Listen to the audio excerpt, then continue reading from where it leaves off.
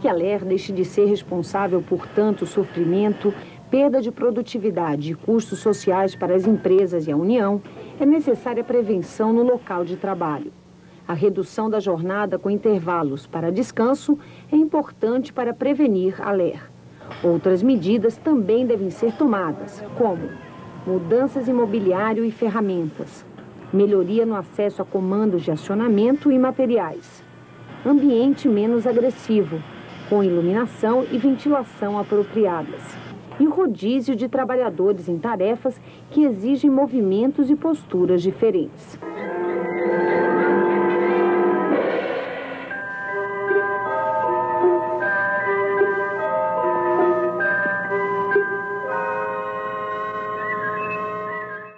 Eliana, uma pessoa com LER, com uma imensa dificuldade de executar um trabalho que fez a vida inteira, como é que pode se resolver essa questão com relação à empresa? Essa pessoa poderia, sei lá, ser aproveitada numa outra função? As empresas são abertas para isso? Então, Maria Amélia, esse é um grande problema, porque assim, a profissão, ela faz parte da identidade do trabalhador. Geralmente você fala o nome e a sua profissão. Quando você perde, então a gente está falando de uma clínica do luto. A gente está falando de uma perda, de uma morte. Ela não é mais aquilo. E é algo que ela a vida inteira construiu. Uma imagem profissional você constrói ao longo do tempo. E você vai, enfim, associando aquilo à sua pessoa. Então você é um bom trabalhador, você é uma pessoa ágil, você recebe incentivo, você é o escolhido. Geralmente a pessoa que chega adoecida porque ela era um bom profissional.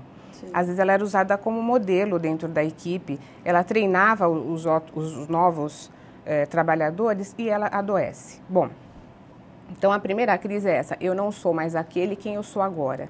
E eu não tenho mais a saúde, o trabalhador vende a força de trabalho dele. Agora ele não tem mais essa força de trabalho. A idade, como vocês viram, de 18 a 45 anos, é uma idade produtiva, mas quando a pessoa está com 30, 40, ela já começa a ficar preocupada se ela vai ser reabsorvida pelo mercado. As empresas não cuidam desses trabalhadores que elas lesionam. Elas geralmente descartam esse trabalhador. Então, ao primeiro atestado de afastamento, ele já se sente visado e alguns convênios, inclusive, algumas empresas, elas monitoram isso, porque elas têm o acesso de quantas consultas a pessoa passou, de que atestado que ela teve, então já é um futuro candidato à demissão. Bom, não por acaso ele acaba escondendo, né? Não por acaso acaba escondendo e a patologia acaba se agravando. Então ele não pode começar a tratar desde os primeiros sinais, que seria uma maneira de evitar a evolução da LER, até chegar a um quadro de limitação. Então a possibilidade da reabilitação, ela depende muito do estágio que a pessoa está e da boa vontade da empresa cuidar. Sim. No início aqui a gente viu um vídeo que tinha uns esportistas. Bom, isso acontece muito com os esportistas, eles estão lesionados o tempo todo, mas eles são afastados, são cuidados e são reintegrados aos clubes. Geralmente a gente vê isso, sim, né? Sim. Raras exceções. Só que não acontece a mesma disponibilidade nas empresas. Geralmente ela faz fisioterapia e volta para a mesma função. Né, a fisioterapia não significa que ele tenha ficado curado. Não significa. Então, essa questão de... há uma possibilidade de reabilitação? Há. Né? Às vezes a gente pergunta para o trabalhador, você vê lá algum lugar onde você poderia trabalhar? Eu vejo, mas eu acho que eu não vou me colocar, porque lá é outro salário, então já não poderia, eu tenho até o segundo grau, mas eu não poderia, vou ganhar outro salário, enfim, eu estou registrado como sendo esse. A empresa não faz não tem muita boa vontade de fazer isso, porque significa que vai fazer com todos os outros que ela for adoecendo. Então, há um problema nessa reabilitação. Sim. A sociedade não está preparada para isso. Agora, alguns conseguem, por via própria, como autônomos, fazer outras coisas e conseguem continuar uma vida profissional. Sim. Né? Agora, Paulo, o que é que precisa mudar de mentalidade? O empresário, que sabe que existem possibilidades de melhorar a vida do trabalhador, ou o trabalhador mesmo? Ele deveria brigar mais, sei lá, fazer o seu sindicato ir à luta? Onde é que está o erro nessa história? O erro são, digamos assim, em tipo de situação assim, complexa e tal, nós temos, na verdade, a organização da sociedade, né, da economia. Sim. E tal, capitalista, que acaba tendo regulamentações, mas permitindo isso. Então, é uma cadeia, são vários nós. Sim. Que devemos buscar desatar, né? Então, certamente, importante é o conhecimento, a informação. a pessoa a ter acesso a informações sobre o que causa a doença, sobre como prevenir, sobre direitos que tem, sobre a ergonomia, sobre como buscar justiça, sobre como se organizar na CIPA, através da CIPA, né, Comissão Interna de Prevenção de Acidente, e os direitos, inclusive, com relação a uma boa ergonomia. Temos uma norma, uma lei específica que fala da ergonomia. Sim. E as boas técnicas, ou as boas prescrições e protocolos sobre aplicação da ergonomia dizem, desde que sérias, que é necessário que o trabalhador seja um agente, né, uma pessoa, um indivíduo ativo, um sujeito da melhoria das adaptações ergonômicas, e não alguém que sofre, digamos, a intervenção ergonômica de algum técnico que vem de fora. Sim. Porque esta participação permite o ajuste mais adequado, o envolvimento, né? Então, esses aspectos psicoemocionais também interferem. Então, esses conhecimentos todos o trabalhador tem que buscar no sindicato, na internet, nas bibliotecas, no debate e se organizar. Ao mesmo tempo é o seguinte, de tantas conversas que a gente já teve aqui com trabalhadores, desde sempre os sindicatos batalham, os sindicatos metalúrgicos, por exemplo, pela redução da jornada de trabalho, né? Décadas da mesma solicitação, da mesma luta, e não se consegue.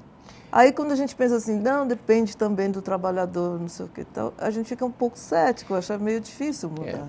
Você veja, tem a questão ergonômica, ao mesmo tempo que a gente luta, né, uma grande luta, uma importante luta por redução, o trabalhador, e às vezes até o próprio sindicato aceita, e em época da economia aquecida, que se faça muitas horas extras que sobrepõem a jornada que hoje é regular, normal.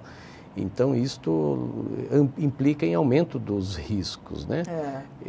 Por maior exposição. Agora, me permite comentar um pouquinho só sobre a dor crônica. Ela exige do nosso organismo, para alívio, no mecanismo natural, fisiológico da nossa natureza, o uso de endorfinas para alívio. Sim. Né? Essas endorfinas são criadas cada vez mais no nosso organismo, quanto mais a gente tem motivação, envolvimento e até atividades de condicionamento físico. Então, de certo modo, o próprio trabalho e os movimentos, depois de aquecer, ele alivia a dor. É por isso que nos casos crônicos, né, que é a maioria que nos chega, a pessoa, às vezes, depois de afastar do trabalho, ela tem um aumento da dor. E é real esse aumento da dor. Sim. Não é algo inventado, não é porque quer ficar encostado, né? Claro que tem esse tipo de sujeito, de casos, mas não pode se generalizar como hoje, inclusive, a Previdência generaliza e outras pessoas, cara que não quer voltar. Se coloca umas conduções de situações como se o mundo do trabalho fosse ideal. Na verdade, é utópico. Sim. E há um faz de conta de que aquilo não existe, aquelas más condições de trabalho. Então, se comete, no limite, erros de procedimento médico que causam e provocam, e vão provocar, conscientemente, sabidamente, mais lesão e mais dor. Oh, meu Deus, difícil solução, Glau. É difícil. Eu já penso que a solução seria, ele não tem dinheiro para pagar uma academia, então ele tenta um dia na semana ir a pé. Se ele morar muito longe, um dia da semana chegar mais cedo no serviço, fazer um alongamento antes. Tem coisas que são baratas, mas ao mesmo tempo que facilitam. Eu, por exemplo, tenho o ler de tocar. Né? E eu tenho que fazer meus alongamentos antes de dormir, ao acordar, eu faço. Não tenho tempo para ir à academia também, não tenho tempo para fazer tudo que eu preciso fazer por causa de dor, dessa posição de ficar tocando violão. Sim. Eu tenho tudo isso. Mas eu acho que a gente também tem que querer muito. A gente também não pode sentir a dor e aceitar a dor. Eu acho que a gente tem que querer também um alongamento de braço, de tronco. Eu acho que também ser mais feliz, procurar coisas que te deixem felizes, né? Para muitos casos é a solução, não deixa de ser. Mas, por muitos casos. Então, na verdade, nós temos diversos casos. Tem alguns que conseguimos e que o condicionamento é importante para qualquer pessoa, para todos. Os mais crônicos, eu acredito que devam chegar a remédios e tudo, né? Mas eu acho que tem muita gente que sofre um pouco até do estresse. É o estresse que faz isso, na verdade, né? Dessa coisa da repetitividade. Mas nós vamos fazer você sofrer um pouquinho mais, porque para o nosso prazer... Não, mas eu não sofro. Tá? Eu só sofro depois com as dores, mas durante é fantástico.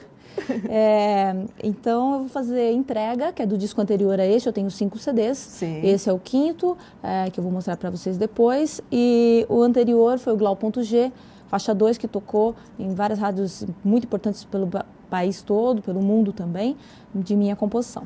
Entrega. Tá.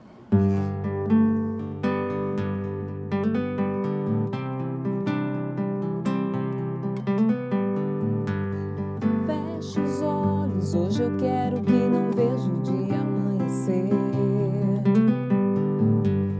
Não demore, quero beijo, quero tudo, quero teu prazer.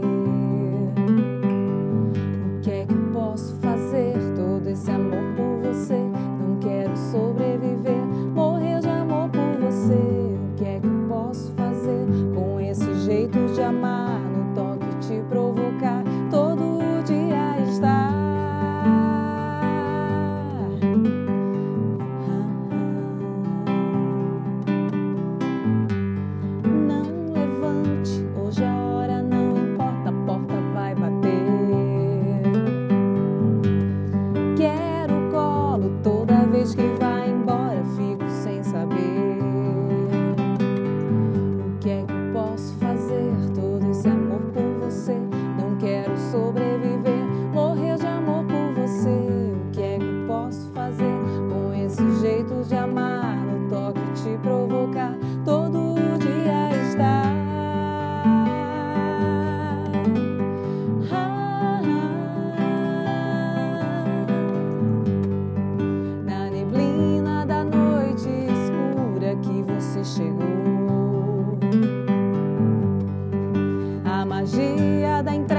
Segura do meu coração. O que é que eu posso fazer? Todo esse amor